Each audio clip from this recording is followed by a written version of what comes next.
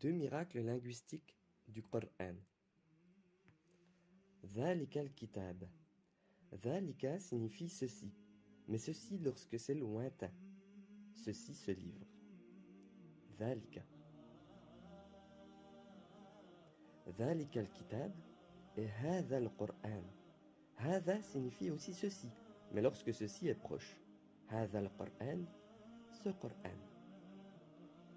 Ce qui est intéressant dans le Coran, c'est que l'on trouve de multiples fois ce livre, Dhalika lointain, mais lorsqu'Allah dit ce Coran, ce n'est pas Dhalika lointain, mais ce Coran, Hadha, proche.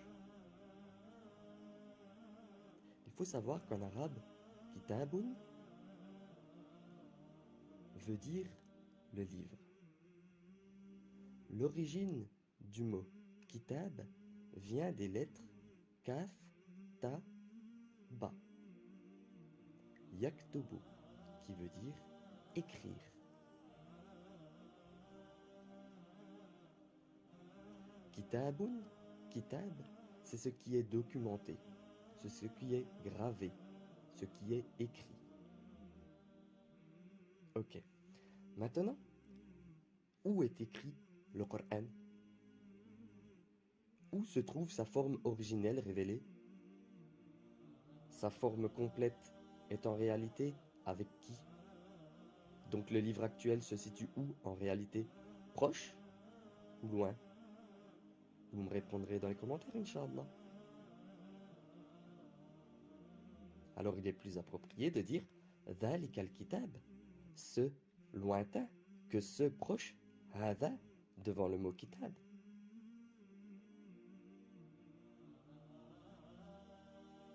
Ok, maintenant, voyons voir. En arabe, le mot al-Qur'an, l'origine du mot Qur'an, vient des lettres Qara'a, qui veut dire Yaqra'u, lire, ce qui est lu. Où est-ce qu'on le lit, le Coran? Dans quelle place lit-on le Coran? C'est bien ici, sur terre. Donc, quelle préposition est la plus appropriée devant le mot Coran? Ce lointain, dhalika, ou ce proche, hadha? Ce proche, hadha? Subhanallah. En revanche, dans un seul passage, Allah nous dit Wa hadha kitabun, ce qui signifie et ceci, le livre, avec ceci proche. Est-ce pour autant une erreur? On pourrait dire ah, il s'est trompé. Mais Allah nous dit Wa hadha kitabun anzalnahu, que nous avons fait descendre. Et ceci, le livre que nous avons fait descendre. Lorsqu'il dit pour l'unique fois le mot Hadha devant le mot kitab, c'est précisé qu'il provient de loin, qu'il descend de loin. Subhanallah. Subhanallah. Ensuite, parlons maintenant de la plus grande sourate révélée dans le Coran, qui est Sourate al-Baqarah, la vache, la sourate 2 du Coran. Combien de ayats compose cette sourate?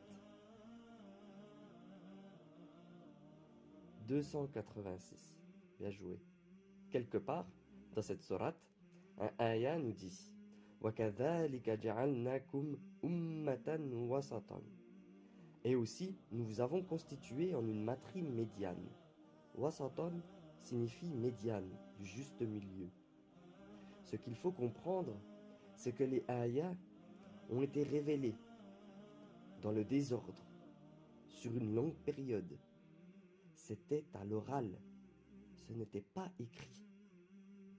Il faut bien garder ça en tête. Les ayats sont descendus sur le prophète salam dans le désordre.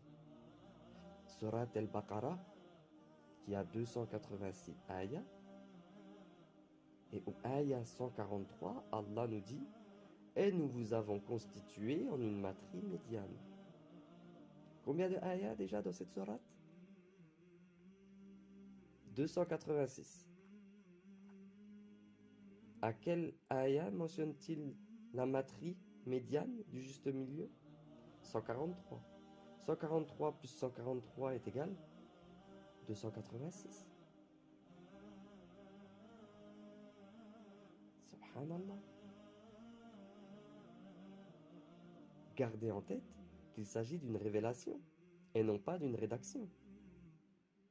Il n'y avait pas de livre écrit, on ne comptait pas le nombre des ayats comme nous le faisons aujourd'hui, tout était à l'oral. Pourtant, au milieu de la plus longue sourate du Coran révélée sur une période de 10 ans, c'est précisément ici qu'il s'agit de mentionner la communauté du juste milieu. Allahu Akbar. Voilà, j'espère que cette vidéo vous aura plu. N'hésitez pas à la partager autour de vous, Inch'Allah.